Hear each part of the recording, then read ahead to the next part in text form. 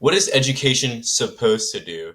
Well, education fundamentally is about knowledge. However, how knowledge is prioritized, distributed, and what knowledge values first differs from culture to culture. In this video, I want to really unpack the fundamental philosophies behind education, especially in the United States of America, as opposed to Europe. Now, individualism. For the first segment of this video, I really want to hammer in the point of just how important individualism really is to American culture. I want you to first consider this quote by Paul Ryan. The reason I got involved in public service by and large, if I had to credit one thinker, one person, it would be Ayn Rand. The fight we are in here, make no mistake about it, is a fight of individualism versus collectivism.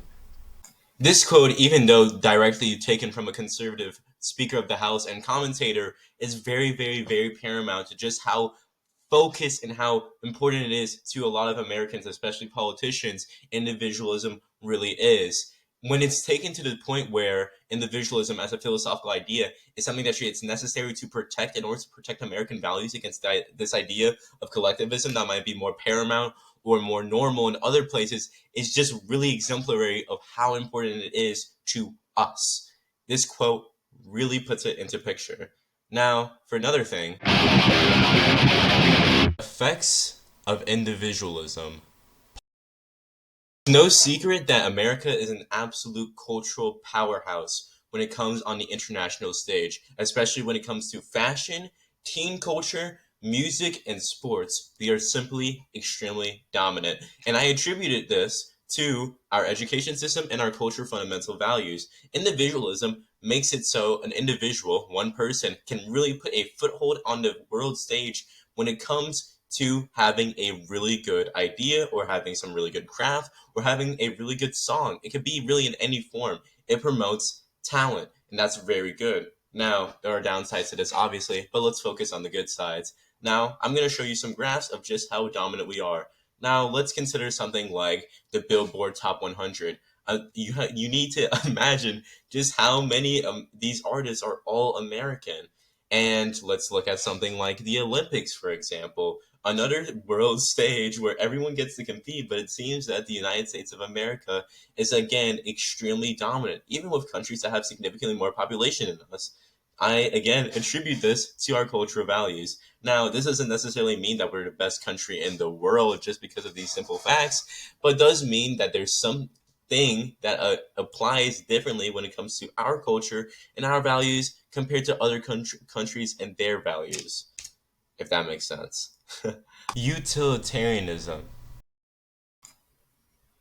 So, what about European schools? What's this parallel to individualism that exists in European schools that really shows up in the education system and their fundamental culture? Well, for me, this concept or philosophical idea would be the idea of utilitarianism. What is utilitarianism? I'll show you. In ethical philosophy, utilitarianism is a family of normative ethical theories that prescribe actions that maximize happiness and well-being for the affected individuals. In other words, utilitarian ideas encourage actions that ensure the greatest good for the greatest number. As much as I hate using this as an example for my own personal disagreements of how this thing is usually applied, think of the classic trolley problem. You have one person on one side of the trolley and five people on the other side of the trolley. Utilitarianism, this idea would be extremely simple. You run over the one person instead of the five people. This idea is converted a little bit more abstractly in European school systems, and we'll get to that shortly of what that looks like. But first, for a quick caveat, some people might find it disagreeable that I'm using a normative ethical theory, utilitarianism, and comparing it to more of a broader philosophical idea, individualism, especially when we're applying it to something like schools. Maybe some people think that an ethical theory wouldn't be able to really be comparable to a broader philosophical idea. And what I would say is that both of these ideas are extremely broad and can be applied in many different scenarios. The focus of this video is how it's applied in education. So I feel like it's more than okay to apply these philosophical ideas, even though the American school system has some instances of utilitarianism where that would be obvious, and the European school has some example of individualism. However, the point of this video is to highlight the most important concepts. And I feel like these things are very comparable when we're talking about important concepts. So, how is this applied?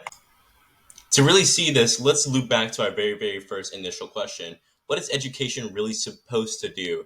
For European schools, it's about productivity. We can see this applied in how early you can pick your vocations and you can pick your things that you really want to do for the rest of your life relatively early compared to American schools. Now, I would attribute this to an idea of individualism, but mainly to an idea of utilitarianism. It's very good for the most amount of people, even though it's not necessarily extremely individualistic. Now, it might be slightly individualistic, but here's how it differs from American individualism. In American individualism, it highlights things that might not necessarily apply to the productivity of getting a job. I'm thinking of things like extracurriculars like sports and athletics, very focused and very highlighted. Things like journalism club, things like other extracurriculars that not aren't nearly necessarily employment oriented. Doesn't mean you can't get a job from it. It means that it's not necessarily going to directly apply to whatever work that you want to do. However, in European schools, it's going to be more directly applied to the things that you want to do. Utilitarian versus more individualistic. Now, neither of these things are necessarily better than the other. Personally, I like the more utilitarian approach more, but that's just me. To simplify this as much as possible, utilitarianism comes first and then individualism comes second. You'll be productive and be very good in society and have all your needs met before you can really find that sense of self that you're getting through whatever job that you have and whatever independence that you have. This is different from American schools because in American schools you could find that sense of self first from the very free environment that high schools usually attribute to yourself and the extremely independent environment that you get from college. You attribute your sense of self, and from that sense of self, you get to be industrious. Think of it as individualism first and utilitarianism second for the United States of America schools. So, what do you think? Do you think that American individualism and the youth culture that comes along with it is something that's so important that it needs to be protected? Or in the face of something like utilitarianism or collectivism, even it means denying job opportunities that might be more useful for people of younger generations? Or do you think that the European model is something that might be more interesting to you and something that the United States of America should adopt, even if it contradicts some of our values or just restrains some of our values? There's no really right answer to this. And I hope that this video at least gives you some sort of starting off point where you can do your own research and figure out what are your values and how does that match for you. Other than that, I hope you enjoyed this video and it took me a lot of work to make. Thank you. And thanks for watching.